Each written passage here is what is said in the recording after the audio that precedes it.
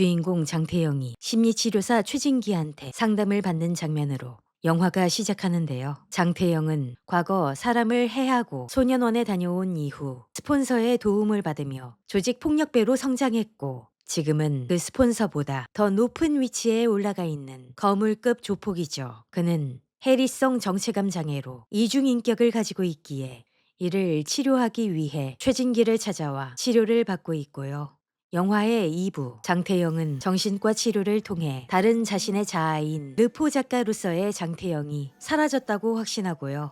이후 장태영은 아시아 최대 규모의 카지노를 오픈하고 막대한 규모의 사업을 추진하는데 이런 그의 앞에 카지노의 지분 절반을 소유하고 있던 장태영의 캐피탈 회사를 집어삼킨 조선족 조폭 보스 조원근이 나타나 카지노의 지분 절반을 주장하죠.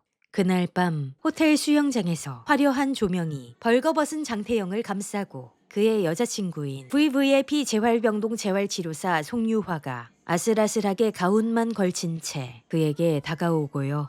정말 불면증 사라졌어? 이제 신경정신과 진료는 완전히 끝난 거야? 두통도 없어. 완전히. 시에스타. 왜 시에스타라고 지었어? 몰라. 그냥 생각났었어. 카지노에서 잃게 되건 따게 되건 다 낮잠 같은 거야. 라며 근사한 얘기 할 줄 알았어. 그딴 건 나한테 없어. 근사한 건 여기 있지. 유화는 장태영한테 키스할 듯 하다가 허리를 숙여 아래로 내려가고요. 사탕을 빠는 건지 알타리물을 씹는 건지 모를 과한 효과음이 들리고요. 여긴 너무 밝아. 침대로 가. 이후 장태영은 조원근한테 지분 절반을 뺏기지 않기 위해 투자자를 찾으러 나서고요. 이런 장태영에게 조원근은 널 뒤에서 노리고 있는 사람이 있다며 동업을 제안하고요. 장태영은 조원근의 제안을 무시하고 다시 투자자를 찾아 나서는데 그때 자신과 같은 병원에서 재활치료를 받으며 안면이 있던 가면을 쓴 환자로부터 그에게 투자 제의가 들어오고요. 이 투자자는 막대한 부를 축적하고 있는 인물인데요. 그는 장태영과 같은 날 병원으로 이송되어 온 교통사고 환자이자 식물인간 상태였던 자로 르포 작가로서의 장태영이 극단적 선택을 시도한 날 깨어난 이후 본인의 후견인인 차도진 변호사를 통해 장태영으로 개명을 한 후 장태영과 똑같은 얼굴로 성형수술까지 한 상태고요. 투자자 장태영은 자신을 르포 작가로 소개하죠. 조폭 장태영과 송유화, 투자자 장태영은 약속한 식사 자리에서 만나는데요. 그래서 할머니가 틀니를 빼고 이렇게 얘기했대요. 우리 틀니 바꿔서 했어 이 양반아. 주로 연로한 환자분들을 상대하다 보니까 이런 농담으로 하루를 시작해요. 매일 얘기해도 웃어주죠. 틀니 얘기를 시작했으니 저도 하나 꺼낼게요.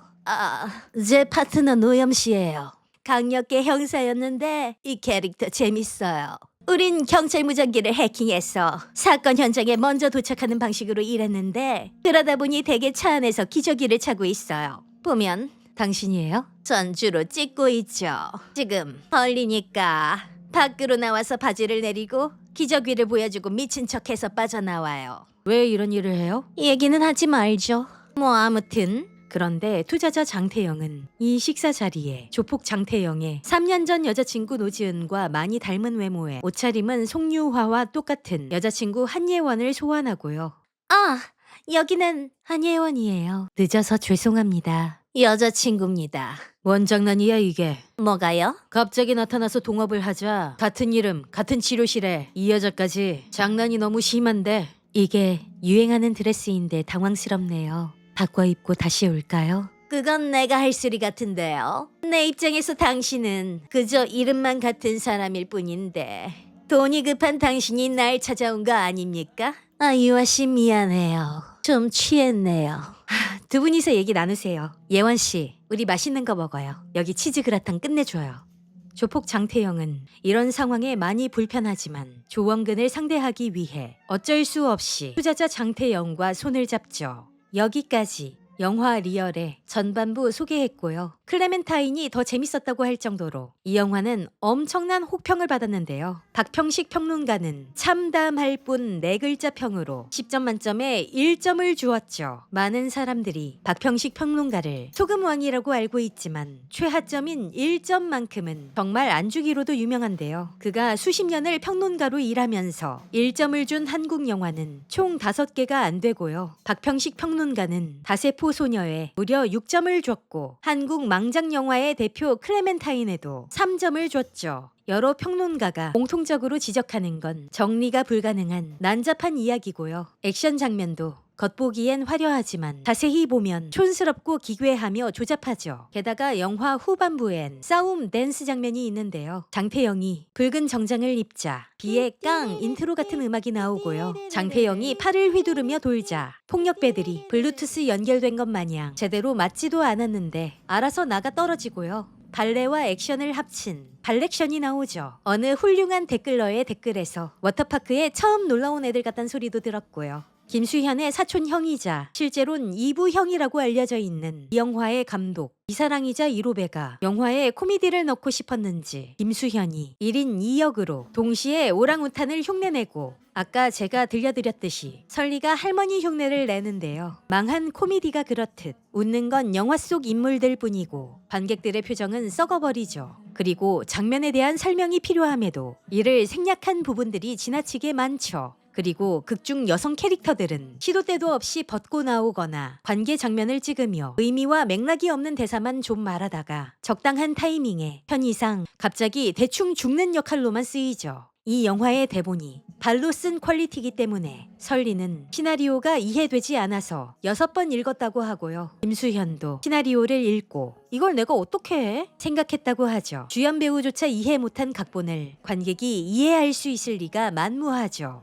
그리고 정상적인 영화라면 떡밥과 갈등 전개를 결말부에 모두 정리하는데요. 리얼은 그런 노력조차 하지 않고 영화가 끝날 때까지 장태영의 약반 정신세계를 표현하는 데에만 집중하죠. 리얼은 이정섭 감독의 데뷔작이었는데요. 이 감독은 중간에 교체됐고 교체되어 새로 들어온 이사랑 역시 감독으로서는 첫 데뷔였는데요. 놀랍게도 115억 원이 투자됐죠. 2016년 기준 한국 영화의 평균 제작비는 24억 원이었다고 하죠. 리얼의 실패로 인해 비슷한 장르 영화를 기획 중인 신인 감독들은 당분간 절대로 투자를 못 받게 될 가능성이 크죠. 이런 수많은 영화의 단점으로 인해 리얼은 실질적인 망작 영화의 대명사가 돼버렸고요. 이게 점점 심해지면서 평작에 한참 못 미치는 영화들이나 마음에 안 드는 경우 모두 리얼급이라고 호칭하는 경우가 잦아졌죠. 그만큼 클래스가 다른 망작이고요. 이후 2025년이 되어 김수현과 김세론의 열애설과 미성년자 교제 의혹 논란이 터지면서 리얼이 더욱 좋지 않은 쪽으로 재평가받고 있는데요.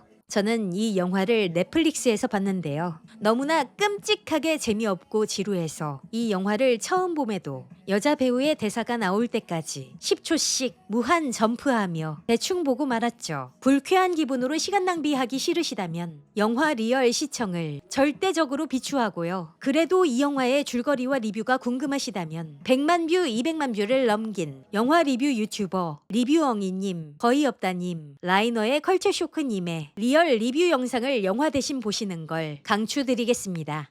다음에는 잘 만들어진 한국 작품의 이야기 오디오로 들려드리고 분위기를 담은 영상 촬영해서 보여드릴게요. 제가 만성 비염을 갖고 있는데 1, 2주 전에 목감기에 걸렸고 코랑 목 상태가 좋지 않아서 아직 목소리가 제대로 돌아오지 않았는데요. 요즘 간절기라 그런지 저 말고도 목감기에 걸린 분들이 참 많더라고요. 모두들 몸을 따뜻하게 하고 건강 잘 챙기시길 바라고요. 다음 영상에 더 좋은 목 상태로 여러분 뵙도록 할게요.